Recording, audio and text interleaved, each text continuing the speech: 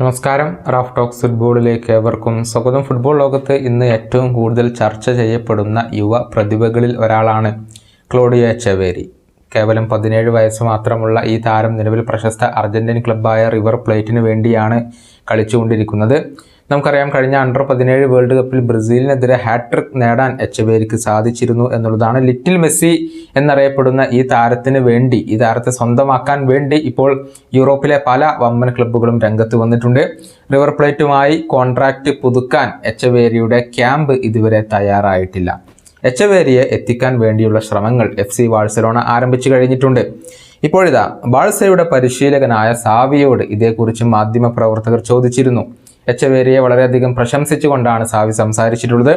എന്നാൽ അദ്ദേഹത്തെ എത്തിക്കുന്ന കാര്യത്തിലുള്ള ഒരു അധികാരം തനിക്കില്ലെന്നും ബാഴ്സയുടെ പരിശീലകൻ പറഞ്ഞിട്ടുണ്ട്. അദ്ദേഹത്തിൻ്റെ വാക്കുകൾ ഇങ്ങനെയാണ്: വളരെയധികം പ്രതിഭയുള്ള താരമാണ് ക്ലോഡിയോ എച്ചവേരി. ബ്രസീലിനെതിരെ അദ്ദേഹം ഹാട്രിക് നേടി.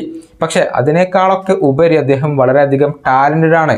വളരെ വ്യത്യസ്തനായ ഒരു ഫുട്ബോളറാണ് എച്ചവേരി. പക്ഷേ അദ്ദേഹത്തെ ടീമിലേക്ക് കൊണ്ടുവരുന്ന കാര്യത്തിലുള്ള ചാർജ് അത് എനിക്കല്ല, അത് സ്കൗട്ടിംഗ് ടീമിൻ്റെ നിയന്ത്രണത്തിൽ ഉള്ളതാണ്. ഇതാണ് ബാഴ്സയുടെ പരിശീലകൻ പറഞ്ഞിട്ടുള്ളത്.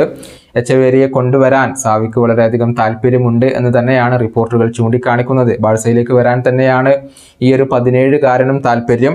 ലയണൽ മെസ്സിയെപ്പോലെ ബാഴ്സയ്ക്ക് വേണ്ടി കളിക്കാനാണ് താൻ ആഗ്രഹിക്കുന്നത് എന്നത് നേരത്തെ തന്നെ എച്ചവേരി തുറന്നു പറഞ്ഞിട്ടുള്ള ഒരു കാര്യമാണ്. അതേസമയം വമ്പന്മാരായ Real Madrid, Manchester City, PSG തുടങ്ങിയ ക്ലബ്ബുകളെല്ലാം തന്നെ ഈ താരത്തിന് വേണ്ടിയുള്ള ശ്രമങ്ങൾ ഇപ്പോൾ ആരംഭിച്ചു കഴിഞ്ഞിട്ടുണ്ട്. ഈ വീഡിയോയുടെ അവസാനിപ്പിക്കുന്നു. വീണ്ടും കാണാം.